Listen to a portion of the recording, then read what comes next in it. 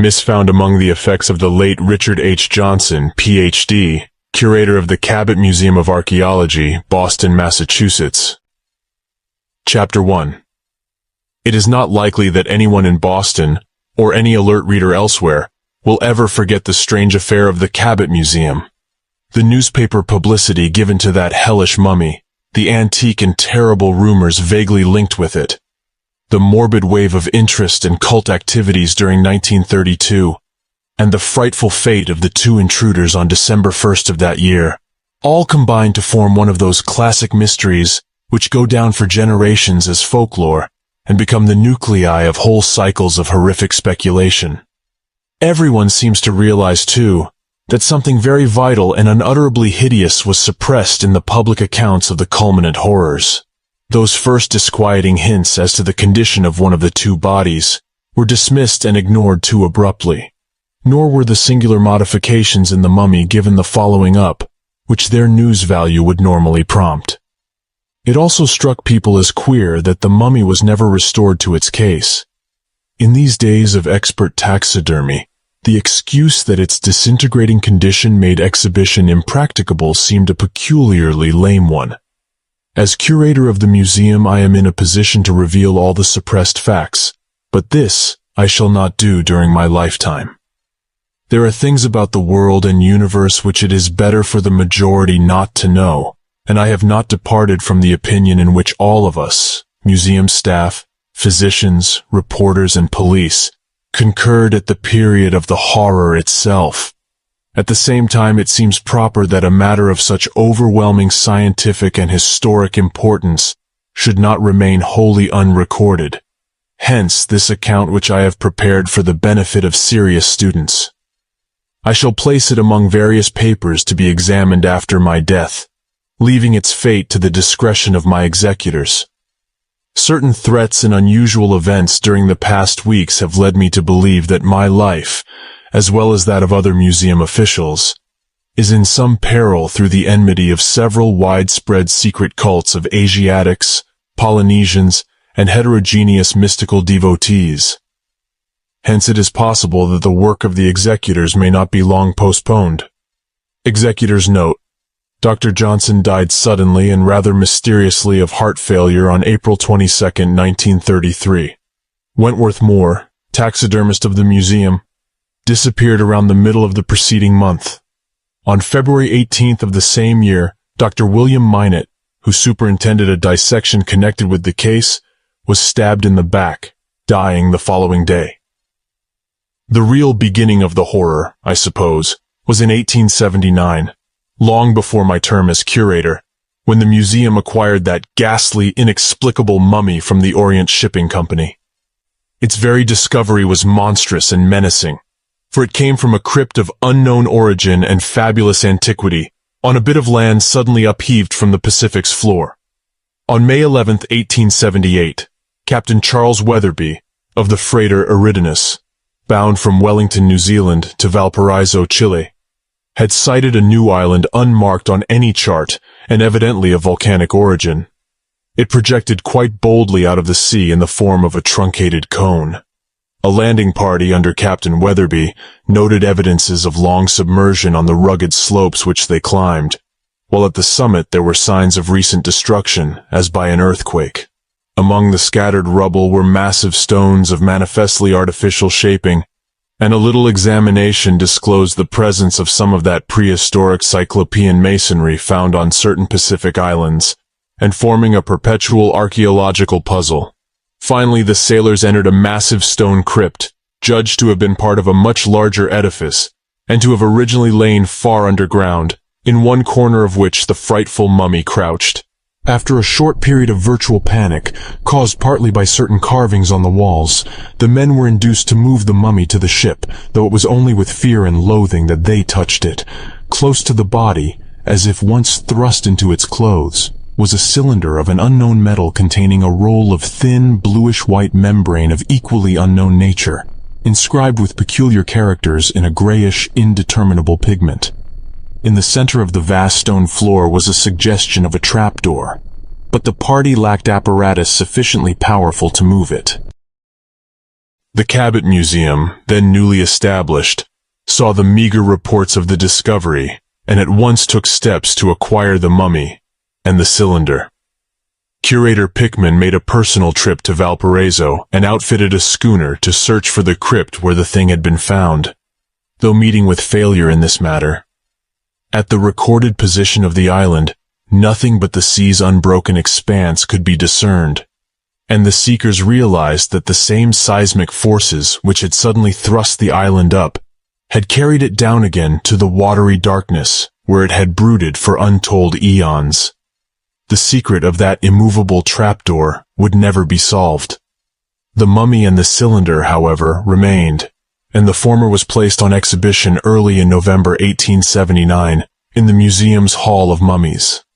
The Cabot Museum of Archaeology, which specializes in such remnants of ancient and unknown civilizations as do not fall within the domain of art, is a small and scarcely famous institution, though one of high standing in scientific circles. It stands in the heart of Boston's exclusive Beacon Hill district, in Mount Vernon Street, near Joy, housed in a former private mansion with an added wing in the rear, and was a source of pride to its austere neighbors until the recent terrible events brought it an undesirable notoriety. The Hall of Mummies on the western side of the original mansion, which was designed by Bulfinch and erected in 1819, on the second floor, is justly esteemed by historians and anthropologists as harboring the greatest collection of its kind in America. Here may be found typical examples of Egyptian embalming from the earliest Saqqara specimens to the last Coptic attempts of the 8th century.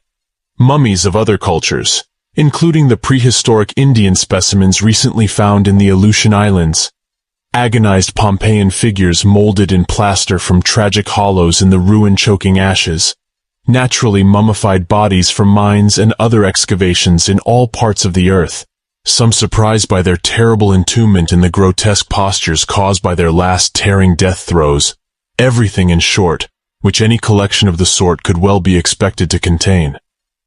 In 1879, of course, it was much less ample than it is now, yet even then it was remarkable. But that shocking thing from the primal Cyclopean crypt on an ephemeral sea-spawned island was always its chief attraction and most impenetrable mystery. The mummy was that of a medium-sized man of unknown race, and was cast in a peculiar crouching posture. The face, half shielded by claw-like hands, had its underjaw thrust far forward, while the shriveled features bore an expression of fright so hideous that few spectators could view them unmoved. The eyes were closed, with lids clamped down tightly over eyeballs apparently bulging and prominent. Bits of hair and beard remained, and the color of the whole was a sort of dull, neutral gray. In texture, the thing was half leathery and half stony, forming an insoluble enigma to those experts who sought to ascertain how it was embalmed. In places, bits of its substance were eaten away by time and decay. Rags of some peculiar fabric, with suggestions of unknown designs, still clung to the object. Just what made it so infinitely horrible and repulsive one could hardly say. For one thing, there was a subtle, indefinable sense of limitless antiquity and utter alienage which affected one like a view from the brink of a monstrous abyss of unplumbed blackness. But mostly, it was the expression of crazed fear on the puckered, prognathous, half-shielded face. Such a symbol of infinite, inhuman cosmic fright could not help communicating the emotion to the beholder amidst a disquieting cloud of mystery and vain conjecture. Among the discriminating few who frequented the Cabot Museum, this relic of an elder, forgotten world soon acquired an unholy fame, though the institution's seclusion and quiet policy prevented it from becoming a popular sensation of the Cardiff giant sort. In the last century, the art of vulgar ballyhoo had not invaded the field of scholarship to the extent it has now succeeded in doing. Naturally, savants of various kinds tried their best to classify the frightful object, though always without success.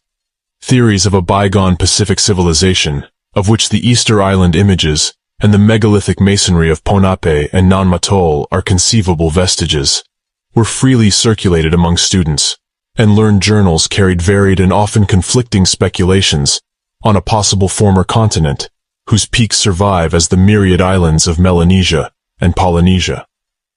The diversity in dates assigned to the hypothetical vanished culture, or continent, was at once bewildering and amusing.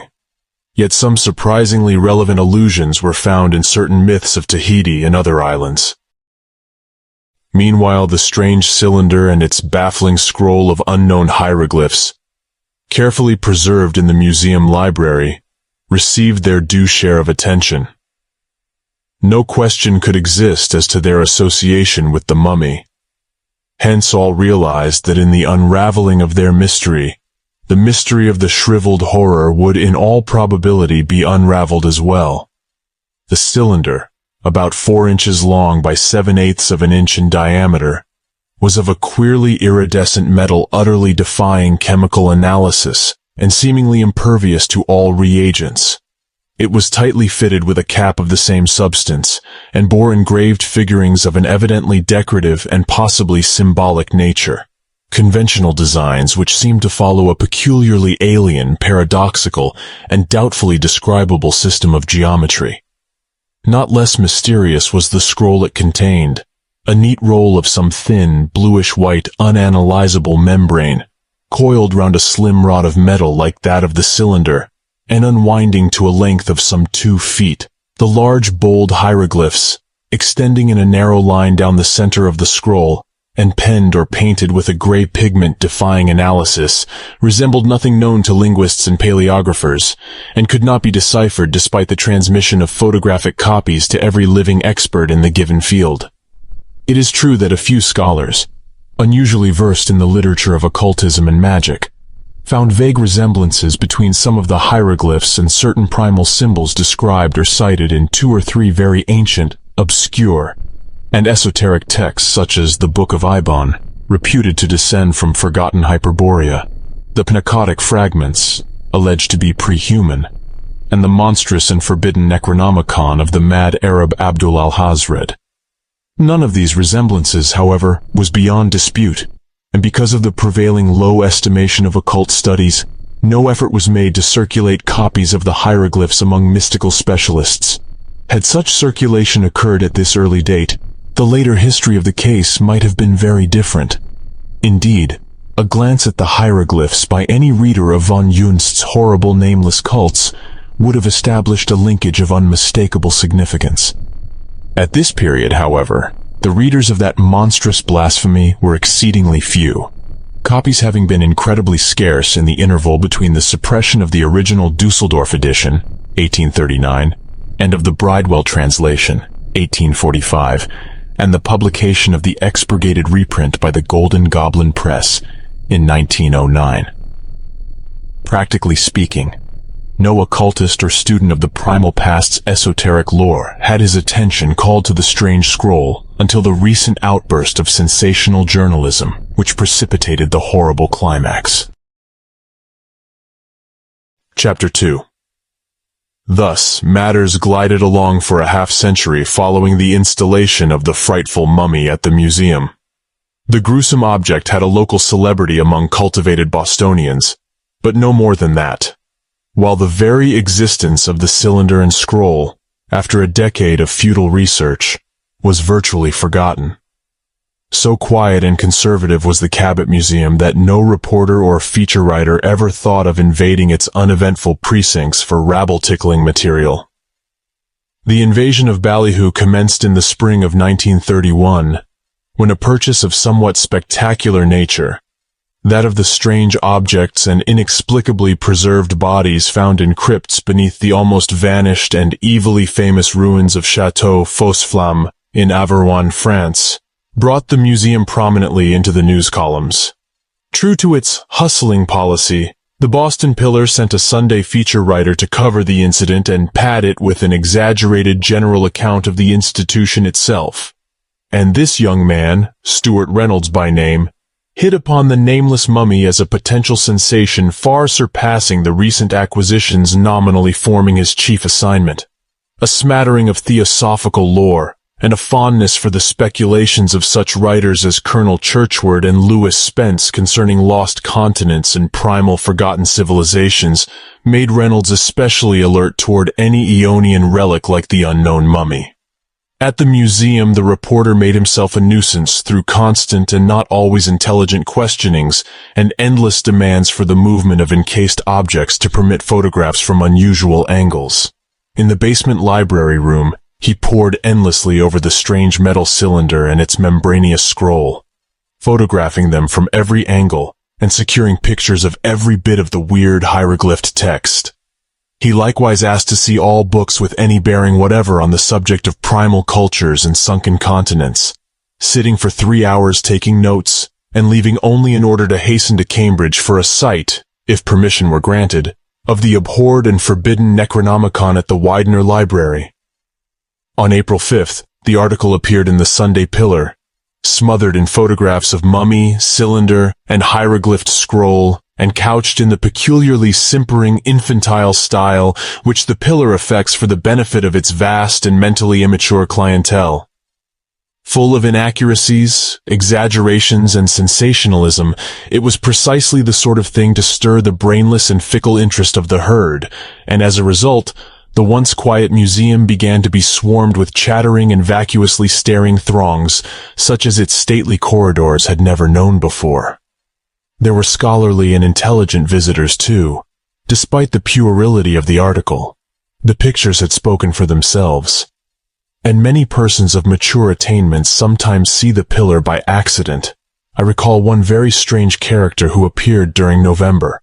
A dark, turbaned, and bushily bearded man with a labored, unnatural voice, curiously expressionless face, clumsy hands covered with absurd white mittens, who gave a squalid West End address and called himself Swami Chandraputra.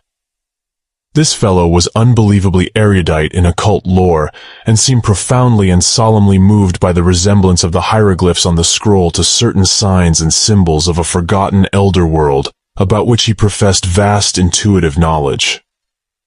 By June, the fame of the mummy and scroll had leaked far beyond Boston, and the museum had inquiries and requests for photographs from occultists and students of arcana all over the world.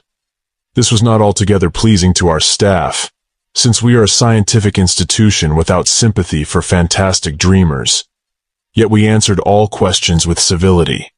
One result of these catechisms was a highly learned article in the Occult Review by the famous New Orleans mystic Etienne Laurent de Marigny, in which was asserted the complete identity of some of the odd geometrical designs on the iridescent cylinder, and of several of the hieroglyphs on the membranous scroll, with certain ideographs of horrible significance, transcribed from primal monoliths or from the secret rituals of hidden bands of esoteric students and devotees, reproduced in the hellish and suppressed Black Book or nameless cults of von Junst. De Marigny recalled the frightful death of von Junst in 1840, a year after the publication of his terrible volume at Dusseldorf, and commented on his blood-curdling and partly suspected sources of information. Above all, he emphasized the enormous relevance of the tales with which von Junst linked most of the monstrous ideographs he had reproduced. That these tales, in which a cylinder and scroll were expressly mentioned, held a remarkable suggestion of relationship to the things at the museum, no one could deny. Yet they were of such breathtaking extravagance, involving such unbelievable sweeps of time and such fantastic anomalies of a forgotten elder world, that one could much more easily admire than believe them. Admire them the public certainly did, for copying in the press was universal. Illustrated articles sprang up everywhere, telling or purporting to tell the legends in the Black Book, expatiating on the horror of the mummy, comparing the cylinder's designs and the scroll's hieroglyphs with the figures reproduced by von Junst, and indulging in the wildest, most sensational, and most irrational theories and speculations. Attendance at the museum was trebled, and the widespread nature of the interest was attested by the plethora of mail on the subject, most of it inane and superfluous, received at the museum. Apparently the mummy and its origin formed, for imaginative people, a close rival to the Depression as chief topic of 1931 and 1932. For my own part, the principal effect of the furore was to make me read von Junst's monstrous volume in the Golden Goblin edition, a perusal which left me dizzy and nauseated, yet thankful that I had not seen the utter infamy of the unexpurgated text. Chapter 3. The archaic whispers reflected in the Black Book, and linked with designs and symbols so closely akin to what the mysterious scroll and cylinder bore, were indeed of a character to hold one spellbound, and not a little awestruck. Leaping an incredible gulf of time, behind all the civilizations, races, and lands we know, they clustered round a vanished nation, and a vanished continent of the misty, fabulous dawn years, that to which legend has given the name of Mu, and which old tablets in the primal Knockle tongue speak of as flourishing 200,000 years ago, when Europe harbored only hybrid entities, and lost Hyperborea knew the nameless worship of black amorphous Sathagwa. There was mention of a kingdom or province called Kana in a very ancient land, where the first human people had found monstrous ruins left by those who had dwelt there before. Vague waves of unknown entities which had filtered down from the stars and lived out their eons on a forgotten nascent world. Kana was a sacred place, since from its midst the bleak basalt cliffs of Mount Yadith Go soared starkly into the sky, topped by a gigantic fortress of cyclopean stone, infinitely older than mankind, and built by the alien spawn of the dark planet Yuggoth, which had colonized the Earth before the birth of terrestrial life. The spawn of Yuggoth had perished eons before, but had left behind them one monstrous and terrible living thing which could never die, their hellish god or patron demon Ghatanothoa, which lowered and brooded eternally though unseen in the crypts beneath that fortress on Yadith Go. No human creature had ever climbed Yadith Go or seen that blasphemous fortress except as a distant and geometrically abnormal outline against the sky. Yet most agreed that Ghatanothoa was still there, wallowing and burrowing in unsuspected abysses beneath the megalithic walls. There were always those who believed that sacrifices must be made to Ghatanothoa, lest it crawl out of its hidden abysses and waddle horribly through the world of men as it had once waddled through the primal world of the Yuggoth spawn. People said that if no victims were offered, Ghatanothoa would ooze up to the light of day and lumber down the basalt cliffs of Yadith Go, bringing doom to all it might encounter. For no living thing could behold Ghatanothoa, or even a perfect graven image of Ghatanothoa, however small, without suffering a change more horrible than death itself. Sight of the god, or its image, as all the legends of the Yuggoth spawn agreed, meant paralysis and petrifaction of a singularly shocking sort, in which the victim was turned to stone and leather on the outside, while the brain within remained perpetually alive, horribly fixed and prisoned through the ages, and maddeningly conscious of the passage of interminable epochs of helpless inaction, till chance and time might complete the decay of the petrified shell and leave it exposed to die. Most brains, of course, would go mad long before this eon-deferred release could arrive. No human eyes, it was said, had ever glimpsed Ghatanothoa, though the danger was as great now as it had been for the Yuggoth spawn. And so there was a cult in Kana, which worshipped Ghatanothoa, and each year sacrificed to it 12 young warriors and 12 young maidens. These victims were offered up on flaming altars in the marble temple near the mountain's base, for none dared climb Yadith Go's basalt cliffs or draw near to the cyclopean pre-human stronghold on its crest. Vast was the power of the priests of Ghatanothoa, since upon them alone depended the preservation of Kana and of all the land of Mu from the petrifying emergence of Ghatanothoa out of its unknown burrows. There were in the land 100 priests of the dark god, under Imashmo the high priest, who walked before King Thaban at the Nath feast, and stood proudly whilst the king knelt at the Doric shrine. Each priest had a marble house, a chest of gold, 200 slaves, and 100 concubines, besides immunity from civil law and the power of life and death over all in Kana save the priests of the king. Yet in spite of these defenders there was ever a fear in the land, lest Ghatanothoa slither up from the depths and lurch viciously down the mountain to bring horror and petrification to mankind. In the latter years, the priests forbade men even to guess or imagine what its frightful aspect might be. It was in the year of the Red Moon, estimated as BC 173,148 by von Junst, that a human being first dared to breathe defiance against Ghatanothoa and its nameless menace. This bold heretic was Teog, high priest of Shub-Niggurath and guardian of the copper temple of the goat with 1,000 young. Teog had thought long on the powers of the various gods, and had had strange dreams and revelations touching the life of this and earlier worlds. In the end, he felt sure that the gods friendly to man could be arrayed against the hostile gods, and believed that Shub-Niggurath, Nug, and Yeb, as well as Yig, the serpent god, were ready to take sides with man against the tyranny and presumption of Ghatanothoa. Inspired by the mother goddess, Teog wrote down a strange formula in the hieratic knackle of his order, which he believed would keep the possessor immune from the dark god's petrifying power. With this protection, he reflected, it might be possible for a bold man to climb the dreaded basalt cliffs, and first of all human beings, enter the Cyclopean fortress beneath which Ghatanothoa reputedly brooded. Face to face with the god, and with the power of Shub-Niggurath and her sons on his side, Teog believed that he might be able to bring it to terms, and at last deliver mankind from its brooding menace. With humanity freed through his efforts, there would be no limits to the honors he might claim.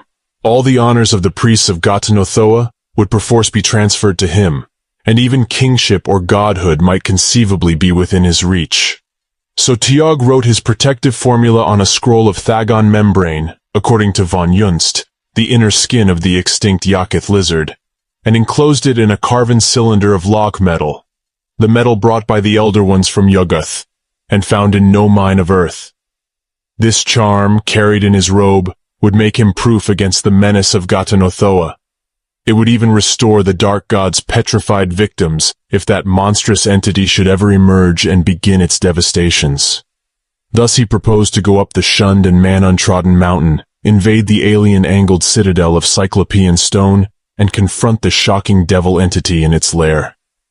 Of what would follow, he could not even guess, but the hope of being mankind's savior lent strength to his will. He had, however, reckoned without the jealousy and self-interest of Ghatanothoa's pampered priests.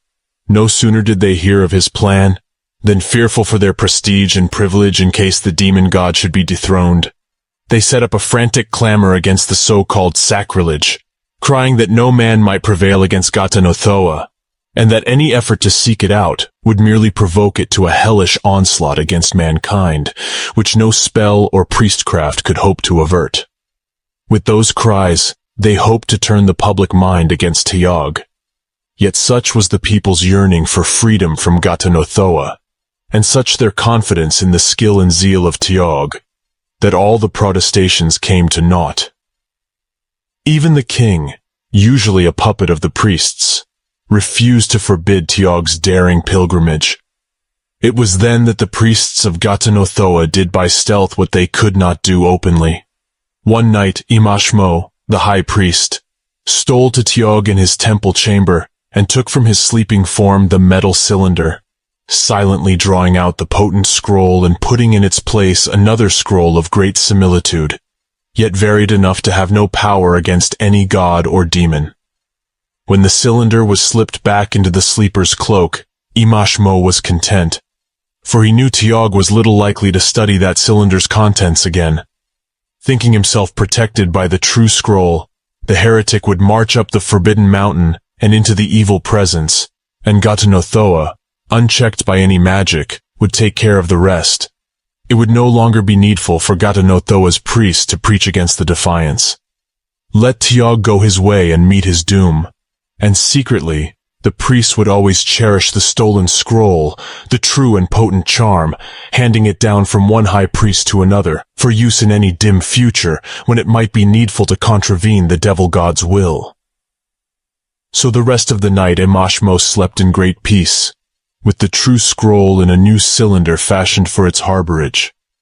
It was dawn on the day of the sky flames, nomenclature undefined by von Junst, that Tiog, amidst the prayers and chanting of the people and with King Thaban's blessing on his head, started up the dreaded mountain with a staff of tlathwood in his right hand. Within his robe was the cylinder holding what he thought to be the true charm, for he had indeed failed to find out the imposture. Nor did he see any irony in the prayers which Imashmo and the other priests of Ghatanothoa intoned for his safety and success. All that morning the people stood and watched as Tiog's dwindling form struggled up the shunned basalt slope, hitherto alien to men's footsteps. And many stayed watching long after he had vanished, where a perilous ledge led round to the mountain's hidden side. That night a few sensitive dreamers thought they heard a faint tremor convulsing the hated peak, though most ridiculed them for the statement. Next day vast crowds watched the mountain and prayed, and wondered how soon Tiog would return. And so the next day, and the next. For weeks they hoped and waited, and then they wept. Nor did anyone ever see Tiog, who would have saved mankind from fears again. Thereafter men shuddered at Tiog's presumption, and tried not to think of the punishment his impiety had met. And the priests of Ghatanothoa smiled to those who might resent the god's will, or challenge its right to the sacrifices. In later years, the ruse of Imashmo became known to the people, yet the knowledge availed not to change the general feeling that Ghatanothoa were better left alone. None ever dared to defy it again, and so the ages rolled on, and king succeeded king, and high priest succeeded high priest, and nations rose and decayed, and lands rose above the sea, and returned into the sea. And with many millennia, decay fell upon Kana, till at last on a hideous day of storm and thunder, terrific rumbling and mountain-high waves, all the land of Mu sank into the sea forever. Yet down the later eons, thin streams of ancient secrets trickled. In distant lands there met together gray-faced fugitives who had survived the sea fiend's rage, and strange skies drank the smoke of altars reared to vanished gods and demons. Though none knew to what bottomless deep the sacred peak and cyclopean fortress of dreaded Ghatanothoa had sunk, there were still those who mumbled its name and offered to it nameless sacrifices, lest it bubble up through leagues of ocean and shamble among men spreading horror and petrifaction. Around the scattered priests grew the rudiments of a dark and secret cult, secret because the people of the new lands had other gods and devils, and thought only evil of elder and alien ones, and within that cult many hideous things were done, and many strange objects cherished. It was whispered that a certain line of elusive priests still harbored the true charm against Ghatanothoa, which Imashmo stole from the sleeping Tiog, though none remained who could read or understand the cryptic syllables, or who could even guess in what part of the world the lost Kana, the dreaded peak of Yadith-Go, and the Titan fortress of the devil god had lain. Though it flourished chiefly in those Pacific regions around which Mu itself had once stretched, there were rumors of the hidden and detested cult of Ghatanothoa in ill-fated Atlantis, and on the abhorred plateau of Leng. Von Junst implied its presence in the fabled subterrene kingdom of Kunyan, and gave clear evidence that it had penetrated Egypt, Chaldea, Persia, China, the forgotten Semite empires of Africa, and Mexico and Peru in the New World. That it had a strong connection with the witchcraft movement in Europe, against which the bulls of popes were vainly directed, he more than strongly hinted. The West, however, was never favorable to its growth, and public indignation, aroused by glimpses of hideous rites and nameless sacrifices, wholly stamped out many of its branches. In the end it became a hunted, doubly furtive underground affair, yet never could its nucleus be quite exterminated. It always survived somehow, chiefly in the Far East and on the Pacific Islands, where its teachings became merged into the esoteric lore of the Polynesian Arioi. Von Junst gave subtle and disquieting hints of actual contact with the cult, so that as I read I shuddered at what was rumored about his death. He spoke of the growth of certain ideas regarding the appearance of the devil god, a creature which no human being, unless it were the too daring Tiog who had never returned, had ever seen, and contrasted this habit of speculation with the taboo prevailing in ancient Mu against any attempt to imagine what the horror looked like. There was a peculiar fearfulness about the devotees' awed and fascinated whispers on this subject, whispers heavy with morbid curiosity concerning the precise nature of what Tiog might have confronted in that frightful pre-human edifice on the dreaded and now sunken mountains before the end, if it was an end, finally came. And I felt oddly disturbed by the German scholar's oblique and insidious references to this topic. Scarcely less disturbing were von Junst's conjectures on the whereabouts of the stolen scroll of cantrips against Ghatanothoa, and on the ultimate uses to which this scroll might be put. Despite all my assurance that the whole matter was purely mythical, I could not help shivering at the notion of a latter-day emergence of the monstrous god, and at the picture of an humanity turned suddenly to a race of abnormal statues, each encasing a living brain doomed to inert and helpless consciousness for untold eons of futurity. The old Dusseldorf savant had a poisonous way of suggesting more than he stated, and I could understand why his damnable book was suppressed in so many countries as blasphemous, dangerous, and unclean. I writhed with repulsion, yet the thing exerted an unholy fascination, and I could not lay it down till I had finished it. The alleged reproductions of designs and ideographs from Mu were marvelously and startlingly like the markings on the strange cylinder and the characters on the scroll, and the whole account teemed with details having vague, irritating suggestions of resemblance to things connected with the hideous mummy. The cylinder and scroll, the Pacific setting, the persistent notion of old Captain Weatherby that the Cyclopean crypt where the mummy was found had once lain under a vast building.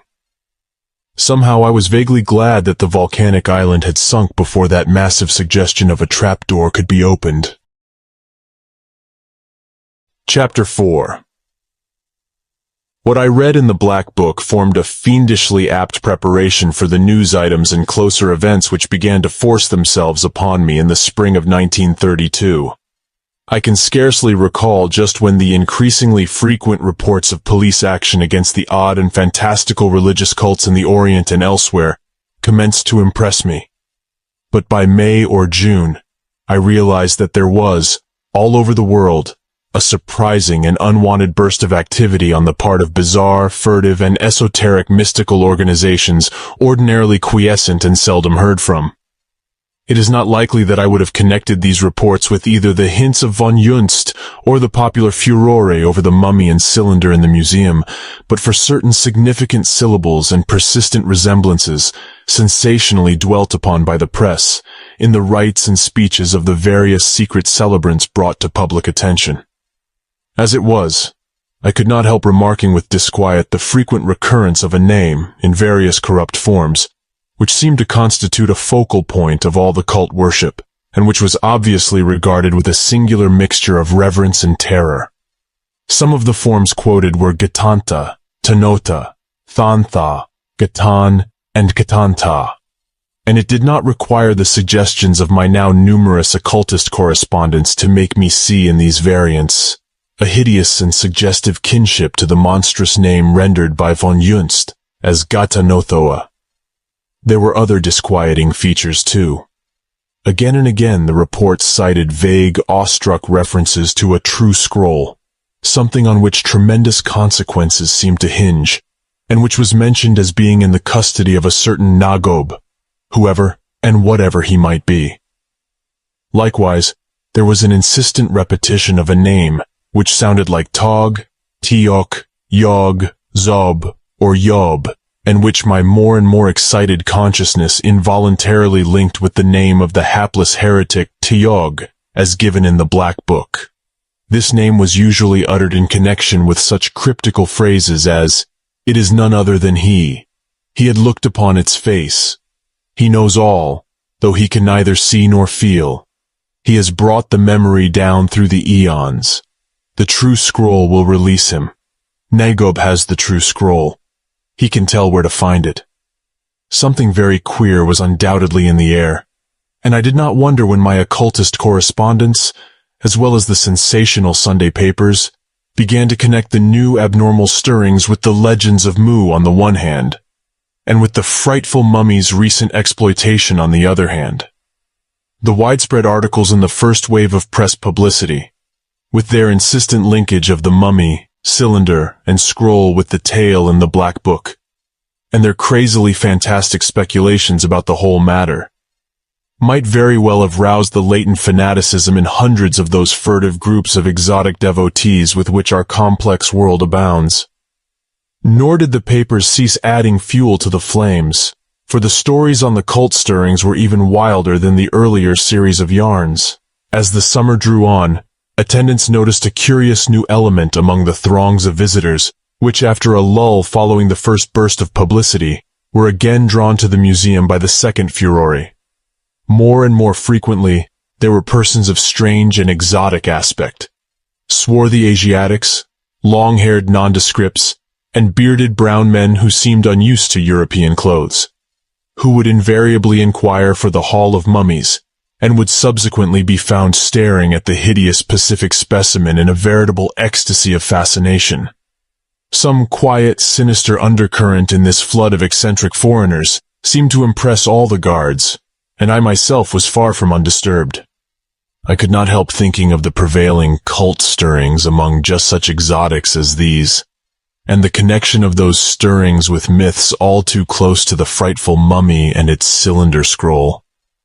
At times I was half tempted to withdraw the mummy from exhibition, especially when an attendant told me that he had several times glimpsed strangers making odd obeisances before it, and had overheard sing-song mutterings which sounded like chants or rituals addressed to it at hours when the visiting throngs were somewhat thinned.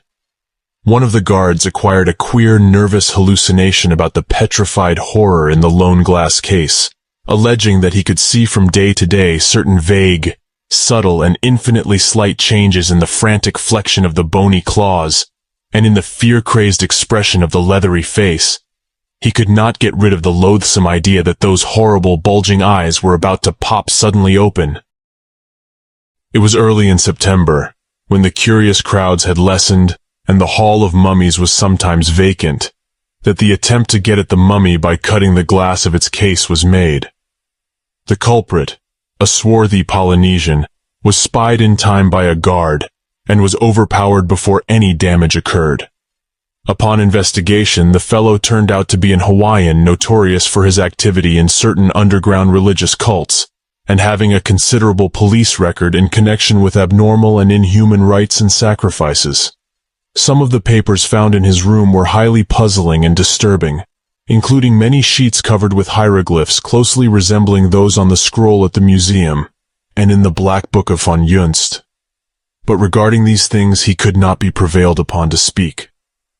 Scarcely a week after this incident, another attempt to get at the mummy, this time by tampering with the lock of his case, resulted in a second arrest.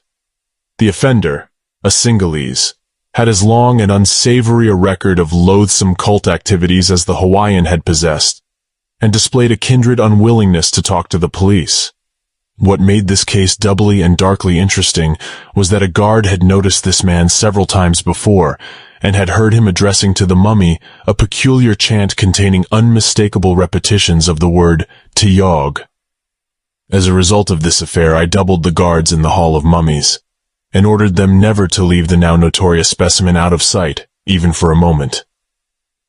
As may well be imagined, the press made much of these two incidents, reviewing its talk of primal and fabulous Mu, and claiming boldly that the hideous mummy was none other than the daring heretic Tiyog, petrified by something he had seen in the pre-human citadel he had invaded, and preserved intact through 175,000 years of our planet's turbulent history. That the strange devotees represented cults descended from Mu, and that they were worshipping the mummy, or perhaps even seeking to awaken it to life by spells and incantations, was emphasized and reiterated in the most sensational fashion. Writers exploited the insistence of the old legends that the brain of Ghatanothoa's petrified victims remained conscious and unaffected, a point which served as a basis for the wildest and most improbable speculations. The mention of a true scroll also received due attention.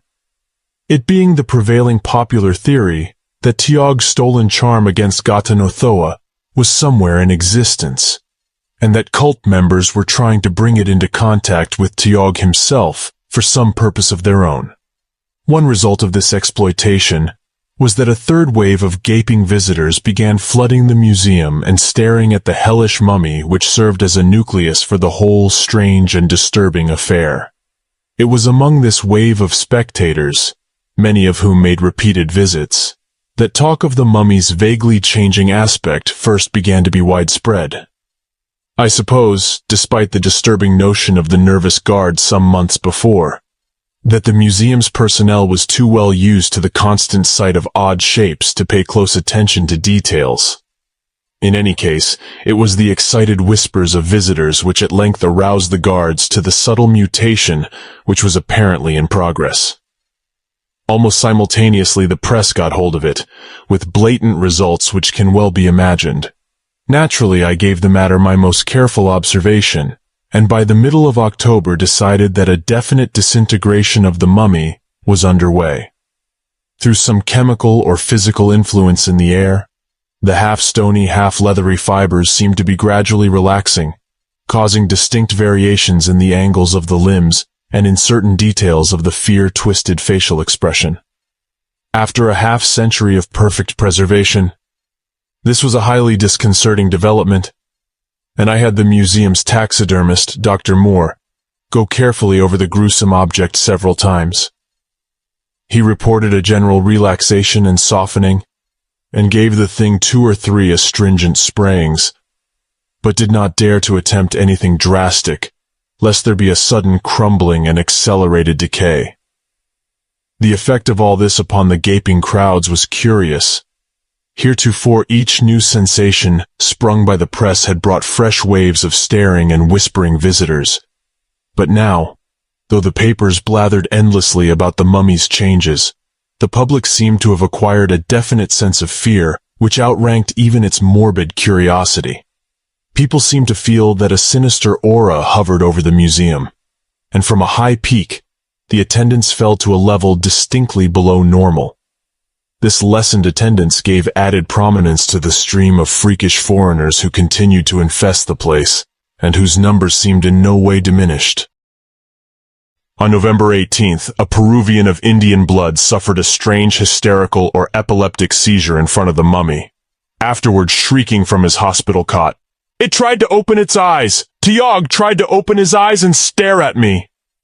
I was by this time on the point of removing the object from exhibition, but permitted myself to be overruled at a meeting of our very conservative directors. However, I could see that the museum was beginning to acquire an unholy reputation in its austere and quiet neighborhood. After this incident, I gave instructions that no one be allowed to pause before the monstrous Pacific relic for more than a few minutes at a time. It was on November 24th, after the museum's 5 o'clock closing, that one of the guards noticed a minute opening of the mummy's eyes. The phenomenon was very slight, nothing but a thin crescent of cornea being visible in either eye, but it was nonetheless of the highest interest. Dr. Moore, having been summoned hastily, was about to study the exposed bits of eyeball with a magnifier, when his handling of the mummy caused the leathery lids to fall tightly shut again. All gentle efforts to open them failed, and the taxidermist did not dare to apply drastic measures. When he notified me of all this by telephone, I felt a sense of mounting dread, hard to reconcile with the apparently simple event concerned. For a moment, I could share the popular impression that some evil, amorphous blight from unplumbed deeps of time and space hung murkily and menacingly over the museum. 2 nights later, a sullen Filipino was trying to secrete himself in the museum at closing time. Arrested and taken to the station, he refused even to give his name, and was detained as a suspicious person. Meanwhile, the strict surveillance of the mummy seemed to discourage the odd hordes of foreigners from haunting it. At least the number of exotic visitors distinctly fell off after the enforcement of the move-along order. It was during the early morning hours of Thursday, December 1st, that a terrible climax developed. At about 1 o'clock, Horrible screams of mortal fright and agony were heard issuing from the museum, and a series of frantic telephone calls from neighbors brought to the scene quickly and simultaneously a squad of police and several museum officials, including myself. Some of the policemen surrounded the building while others with the officials cautiously entered. In the main corridor, we found the night watchman strangled to death. A bit of East Indian hemp still knotted around his neck, and realized that despite all precautions, some darkly evil intruder or intruders had gained access to the place. Now, however, a tomb-like silence enfolded everything, and we almost feared to advance upstairs to the fateful wing where we knew the core of the trouble must lurk. We felt a bit more steadied after flooding the building with light from the central switches in the corridor, and finally crept reluctantly up the curving staircase and through a lofty archway to the Hall of Mummies. Chapter 5. It is from this point onward that reports of the hideous case have been censored, for we have all agreed that no good can be accomplished by a public knowledge of those terrestrial conditions implied by the further developments. I have said that we flooded the whole building with light before our ascent. Now beneath the beams that beat down on the glistening cases and their gruesome contents, we saw outspread a mute horror whose baffling details testified to happenings utterly beyond our comprehension. There were 2 intruders, who we afterward agreed must have hidden in the building before closing time, but they would never be executed for the watchman's murder. They had already paid the penalty. One was a Burmese and the other a Fiji Islander, both known to the police for their share in frightful and repulsive cult activities. They were dead, and the more we examined them, the more utterly monstrous and unnameable we felt their manner of death to be. On both faces was a more wholly frantic and inhuman look of fright than even the oldest policeman had ever seen before. Yet in the state of the 2 bodies, there were vast and significant differences. The Burmese lay collapsed close to the nameless mummy's case, from which a square of glass had been neatly cut.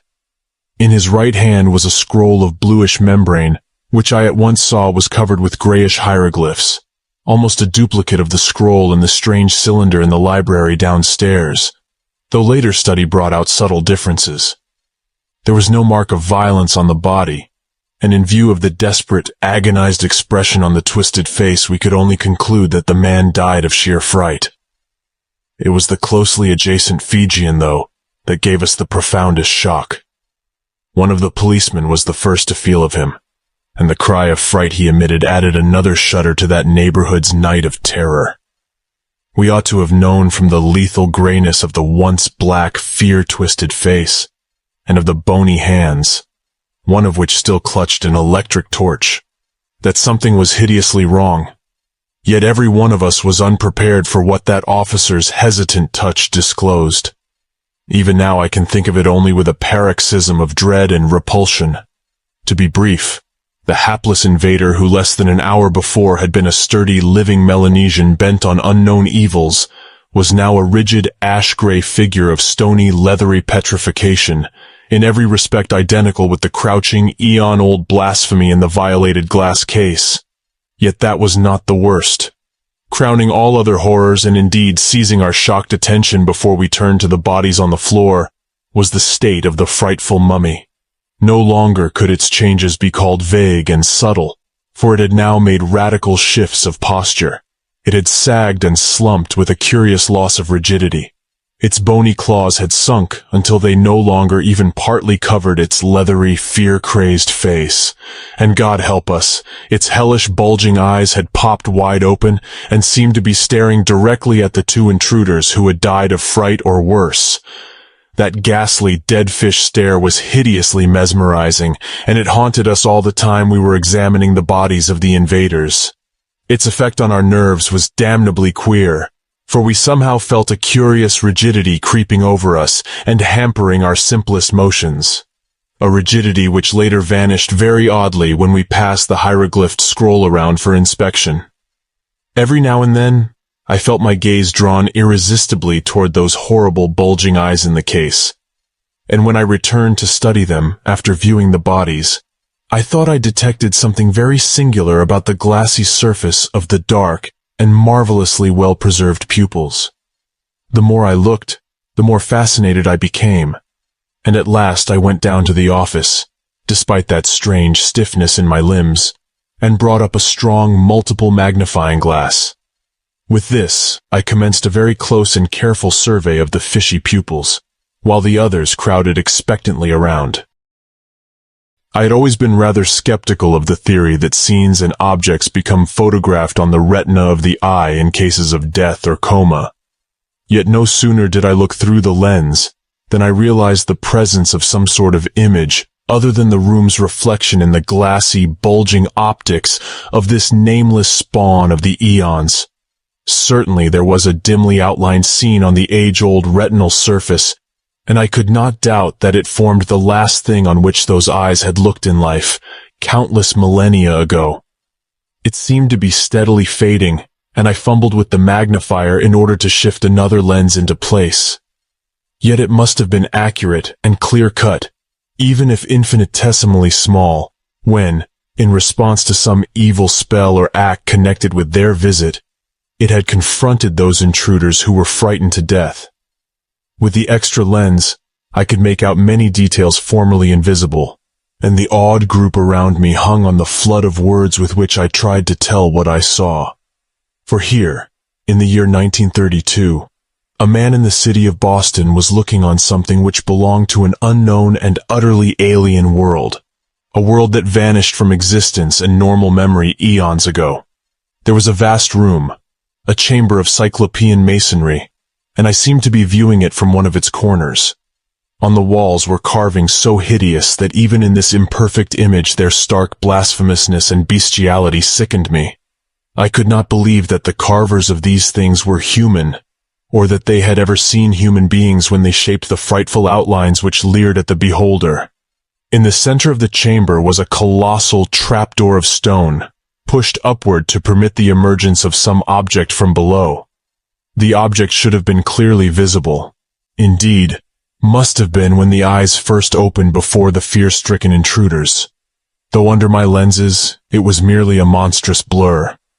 As it happened, I was studying the right eye only when I brought the extra magnification into play. A moment later I wished fervently that my search had ended there. As it was, however, the zeal of discovery and revelation was upon me, and I shifted my powerful lenses to the mummy's left eye in the hope of finding the image less faded on that retina. My hands, trembling with excitement and unnaturally stiff from some obscure influence, were slow in bringing the magnifier into focus. But a moment later I realized that the image was less faded than in the other eye. I saw in a morbid flash of half-distinctness the insufferable thing which was welling up through the prodigious trapdoor in that cyclopean, immemorially archaic crypt of a lost world, and fell fainting with an inarticulate shriek of which I am not even ashamed. By the time I revived, there was no distinct image of anything in either eye of the monstrous mummy. Sergeant Keefe of the police looked with my glass, for I could not bring myself to face that abnormal entity again. And I thanked all the powers of the cosmos that I had not looked earlier than I did. It took all my resolution, and a great deal of solicitation, to make me relate what I had glimpsed in the hideous moment of revelation. Indeed, I could not speak till we had all adjourned to the office below, out of sight of that demoniac thing which could not be. For I had begun to harbor the most terrible and fantastic notions about the mummy and its glassy, bulging eyes, that it had a kind of hellish consciousness, seeing all that occurred before it, and trying vainly to communicate some frightful message from the gulfs of time. That meant madness, but at last I thought I might be better off if I told what I had half seen. After all, it was not a long thing to tell. Oozing and surging up out of that yawning trapdoor in the cyclopean crypt, I had glimpsed such an unbelievable behemothic monstrosity that I could not doubt the power of its original to kill with its mere sight. Even now I cannot begin to suggest it with any words at my command. I might call it gigantic, tentacled, proboscidean, octopu-S-eyed, semi-amorphous, Plastic, partly squamous and partly rugose, ugh. But nothing I could say could even adumbrate the loathsome, unholy, non-human, extragalactic horror and hatefulness and unutterable evil of that forbidden spawn of black chaos and illimitable night. As I write these words, the associated mental image causes me to lean back faint and nauseated. As I told of the sight to the men around me in the office, I had to fight to preserve the consciousness I had regained. Nor were my hearers much less moved. Not a man spoke above a whisper for a full quarter hour, and there were odd, half-furtive references to the frightful lore in the Black Book, to the recent newspaper tales of cult stirrings, and to the sinister events in the museum. Ghatanothoa. Even its smallest perfect image could petrify. Tyog, the false scroll, he never came back. The true scroll which could fully or partly undo the petrification. Did it survive? The hellish cults. The phrases overheard. It is none other than he. He had looked upon its face. He knows all, though he can neither see nor feel. He had brought the memory down through the eons. The true scroll will release him. Nagob has the true scroll. He can tell where to find it. Only the healing grayness of the dawn brought us back to sanity, a sanity which made of that glimpse of mine a closed topic, something not to be explained or thought of again. We gave out only partial reports to the press, and later on cooperated with the papers in making other suppressions. For example, when the autopsy showed the brain and several other internal organs of the petrified Fijian to be fresh and unpetrified, though hermetically sealed by the petrification of the exterior flesh, an anomaly about which physicians are still guardedly and bewilderedly debating. We did not wish a furore to be started. We knew too well what the yellow journals, remembering what was said of the intact-brained and still conscious state of Ghatanothoa's stony, leathery victims, would make of this detail. As matters stood, they pointed out that the man who had held the hieroglyphed scroll, and who had evidently thrust it at the mummy through the opening in the case, was not petrified, while the man who had not held it was. When they demanded that we make certain experiments, applying the scroll both to the stony leathery body of the Fijian and to the mummy itself, we indignantly refused to abet such superstitious notions. Of course, the mummy was withdrawn from public view, and transferred to the museum laboratory awaiting a really scientific examination before some suitable medical authority. Remembering past events, we kept it under a strict guard, but even so, an attempt was made to enter the museum at 2:25 a.m. on December 5th.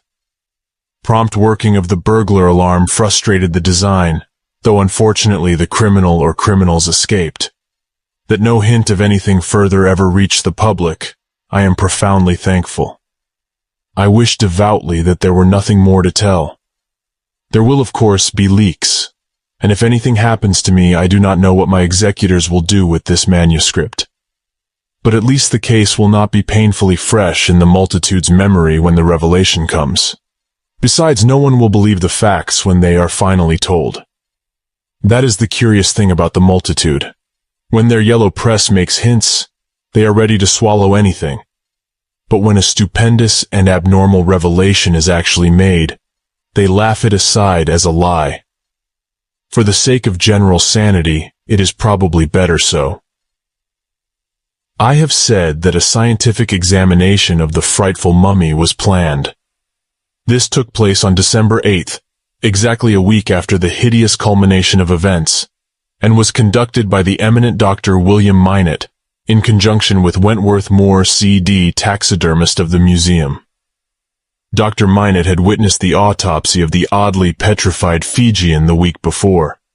There were also present Messrs. Lawrence Cabot and Dudley Saltonstall of the museum's trustees, Drs. Mason, Wells, and Carver of the museum staff, 2 representatives of the press, and myself. During the week, the condition of the hideous specimen had not visibly changed, though some relaxation of its fibers caused the position of the glassy, open eyes to shift slightly from time to time. All of the staff dreaded to look at the thing, for its suggestion of quiet, conscious watching had become intolerable, and it was only with an effort that I could bring myself to attend the examination. Dr. Minot arrived shortly after 1 p.m., and within a few minutes began his survey of the mummy. Considerable disintegration took place under his hands, and in view of this, and of what we told him concerning the gradual relaxation of the specimen since the 1st of October, he decided that a thorough dissection ought to be made before the substance was further impaired. The proper instruments being present in the laboratory equipment, he began at once, exclaiming aloud at the odd, fibrous nature of the gray, mummified substance. But his exclamation was still louder when he made the first deep incision, for out of that cut there slowly trickled a thick crimson stream whose nature, despite the infinite ages dividing this hellish mummy's lifetime from the present, was utterly unmistakable. A few more deft strokes revealed various organs in astonishing degrees of non-petrified preservation, all indeed being intact, except where injuries to the petrified exterior had brought about malformation or destruction. The resemblance of this condition to that found in the fright-killed Fiji Islander was so strong that the eminent physician gasped in bewilderment. The perfection of those ghastly bulging eyes was uncanny, and their exact state with respect to petrification was very difficult to determine. At 3:30 p.m., the brain case was opened, and 10 minutes later, our stunned group took an oath of secrecy, which only such guarded documents as this manuscript will ever modify. Even the two reporters were glad to confirm the silence, for the opening had revealed a pulsing, living brain,